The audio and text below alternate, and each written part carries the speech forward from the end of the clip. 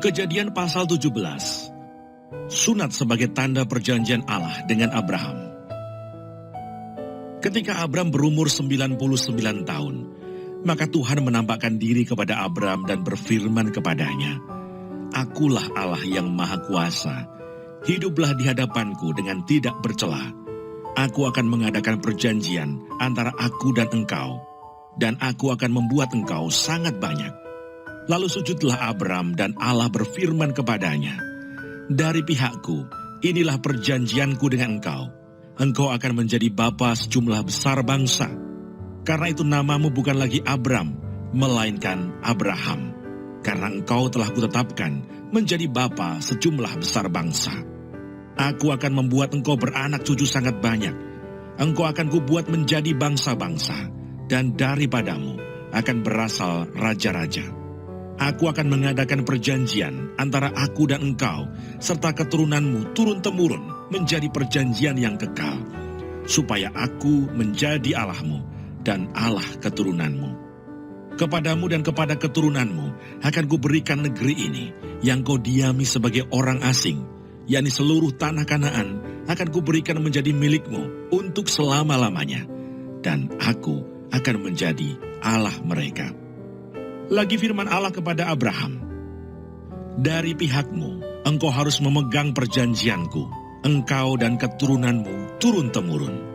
Inilah perjanjianku yang harus kamu pegang, perjanjian antara aku dan kamu, serta keturunanmu, yaitu setiap laki-laki di antara kamu harus disunat. Haruslah dikerat kulit katanmu, dan itulah akan menjadi tanda perjanjian antara aku dan kamu. Anak yang berumur 8 hari haruslah disunat, yakni setiap laki-laki di antara kamu, turun-temurun, baik yang lahir di rumahmu, maupun yang dibeli dengan uang dari salah seorang asing, tetapi tidak termasuk keturunanmu. Orang yang lahir di rumahmu, dan orang yang engkau beli dengan uang, harus disunat. Maka dalam dagingmu lah perjanjianku itu menjadi perjanjian yang kekal. Dan orang yang tidak disunat, yakni laki-laki yang tidak dikerat kulit katannya, maka orang itu harus dilenyapkan dari antara orang-orang sebangsanya. Ia telah mengingkari perjanjianku."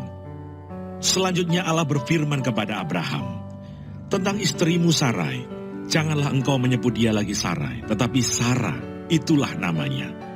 Aku akan memberkatinya, dan daripadanya juga aku akan memberikan kepadamu seorang anak laki-laki. Bahkan aku akan memberkatinya, sehingga ia menjadi ibu bangsa-bangsa. Raja-raja bangsa-bangsa akan lahir daripadanya."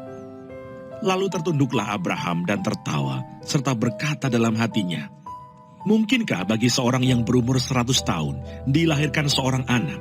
Dan mungkinkah Sarah yang telah berumur 90 tahun itu melahirkan seorang anak?" Dan Abraham berkata kepada Allah, "Sekiranya Ismail diperkenankan hidup di hadapanmu." Tetapi Allah berfirman, "Tidak, melainkan istrimu Sarahlah yang akan melahirkan anak laki-laki bagimu, dan engkau akan menamai dia Ishak, dan aku akan mengadakan perjanjianku dengan dia menjadi perjanjian yang kekal untuk keturunannya. Tentang Ismail, aku telah mendengar permintaanmu, ia akan kuberkati, kubuat beranak cucu dan sangat banyak.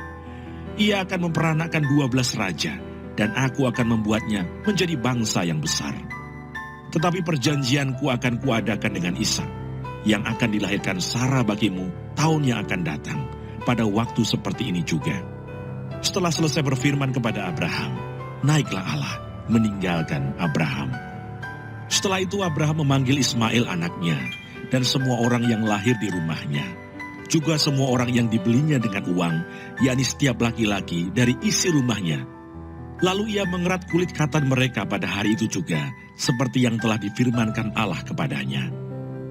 Abraham berumur 99 tahun ketika dikerat kulit katannya, dan Ismail anaknya berumur 13 tahun ketika dikerat kulit katanya.